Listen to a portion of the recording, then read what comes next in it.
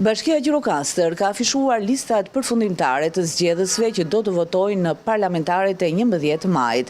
Në to numërohen në 20.510 persona, pa përfshirë emigrantët e regjistruar në platformën PER. Janë 65 qendra votimi në të gjithë KZAZ-ën 81 të Bashkisë Gjirokastër. Ndryshe nga zgjedhjet e kaluara, këtu kemi 2 qendra votimi më pak. Kjo ndodh për shkak të sepse janë mbyllur 2 qendra votimi, në bazë të ligjit duhet të jenë mbi 300 votues që një qendër votimi të jetë e hapur. Dhe 2 fshatra, një në Kollës dhe një në Prongji, që nuk arrin këtë numër, janë mbyllur.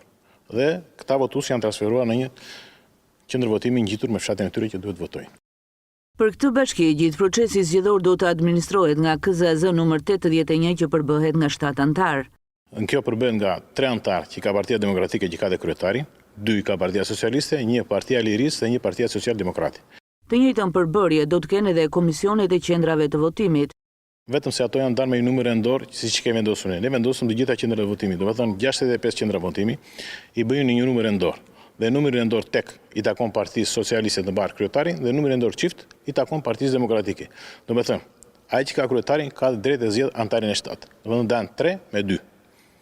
Aty ku ka Partia Socialiste ka 3 antar, aty ku ka Partia Demokratike ka 3 antar. Dhe në të gjitha komisionet një antar e ka Partia e Lirisë dhe një e ka Partia Social-Demokrati. Sa grupe të tilla do të kemi në pikërisht në këtë pallat sporti?